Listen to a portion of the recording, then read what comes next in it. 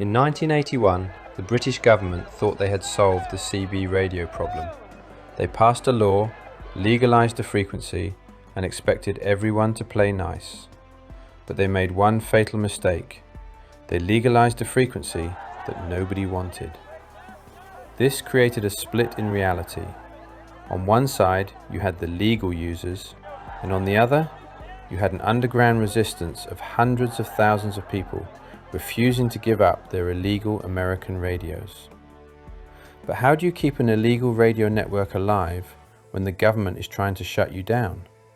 You don't go to a shop, you go to a doctor. Welcome to the files of the rig doctors, the garden shed engineers, and the forbidden instruction manual known as the Midnight Express. To understand the rig doctor, you have to understand the Great Betrayal of November 1981. For years, Brits had been illegally importing American AM radios. They were powerful, they sounded great, and they were cool. Then, the Home Office said, "Good news, CB is legal, but only if you use this specific FM frequency that no other country in the world uses." The legal FM radios sounded tinny. The breakers called them Muppet rigs because everyone sounded like Kermit the Frog. But here was the problem. If you wanted to talk to your mates who had gone legal, but you wanted to keep your powerful, illegal American radio, you needed a bridge. You needed a radio that could do both. You needed surgery. If you owned a CB radio in 1982, you suffered from a very specific condition. It was called stock radio syndrome. The government gave you 4 watts of power and 40 channels. But for the true breaker, that wasn't a limit, that was a challenge. To cure this condition, you needed mods. You needed to take a soldering iron to the motherboard and unlock the ghost in the machine. Enter the rig doctor. These guys operated out of the back room of car accessory shops or council estate garages. The transaction was like something out of a spy movie. You'd walk in, put your radio on the counter wrapped in a towel, and say, "She's a bit deaf on the high end." When you got it back, it looked identical, but inside, it was a Frankenstein monster. And their Bible, a photocopied zine called the Midnight Express. This wasn't a magazine you could buy at W.H. Smith. It was the anarchist cookbook of the airwaves. It contained the circuit diagrams the government didn't want you to see.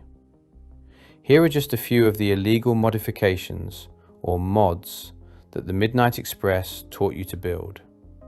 First up, the channel expansion. The most common chip inside these radios was the PLL02A. Think of it as the brain.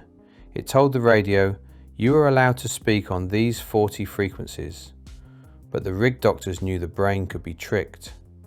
By cutting the legs of the chip, specifically pin 10 and pin 11, and soldering them to a switch, you could change the binary code the chip was reading. Flick a switch up, and suddenly channel 40 wasn't the end.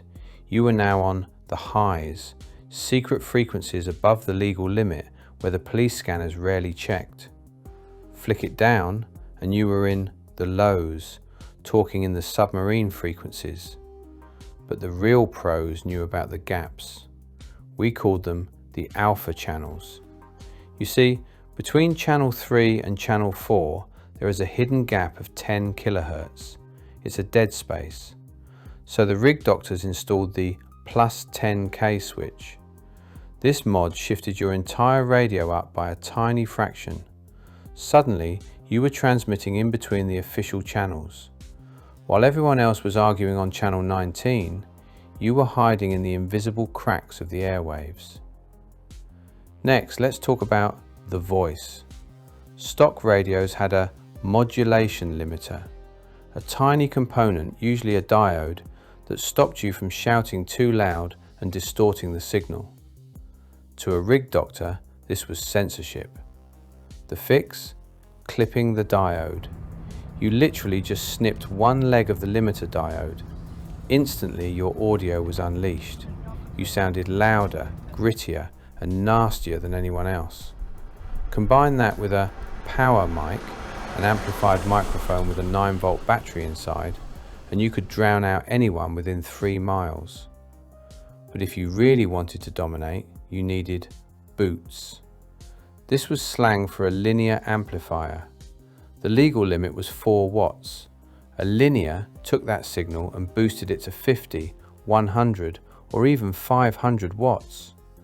The Midnight Express manuals showed you how to build these at home using the 2SC1307 transistor. These homemade boxes were dirty. They didn't just broadcast your voice, they broadcast harmonics. That meant when you keyed the mic, you weren't just on the radio, you were coming out of your neighbour's toaster, their hi-fi system, and most famously, you would completely wipe out the picture on their television. Finally, the holy grail, sideband. Standard radios used AM or FM, but the elite used SSB or single sideband. This mod stripped away the carrier wave and put all the power into the voice. It was efficient, it was quiet, and it was long range.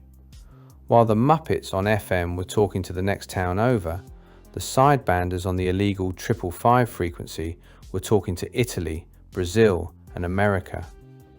It wasn't just a mod, it was a passport. Today, our devices are locked down. You can't open your iPhone, you can't solder your router. But for a brief moment in the 80s, if you had a screwdriver and a soldering iron, you owned the airwaves. There are still a few rig doctors out there if you know where to look. Though today, the game has changed. Most of them are now preservationists, spending their time removing those old, messy modifications to restore vintage radios back to their factory glory. But, if you ask quietly, there are still plenty who will heat up the soldering iron and modify a rig for you. Even if, truthfully, modern digital radios now come with all these once illegal extras built right into the software. You no longer need a pair of wire cutters to break the law, you just need a menu setting. For many of the original breakers, something was lost when the hobby went legal. The danger was the fun. When the threat of the police and detective vans vanished, so did the adrenaline. But don't be mistaken, the airwaves aren't dead. There is still a dedicated legion of active users out there, keeping the lights on in the upper and lower sidebands. It was a fascinating era, a time when that humble, the mild-mannered technician in your local electronics shop was actually a wizard in disguise, working magic in smoky back rooms, turning consumer toys into long-range weapons. If you've enjoyed this trip back through the static, please do reach down and hit that like button. And if you want more stories from the analog archives, consider subscribing. Take care of yourselves, and I'll catch you on the flip side. Make sure you comment, like and subscribe to this channel. Now let's go and see the doctor.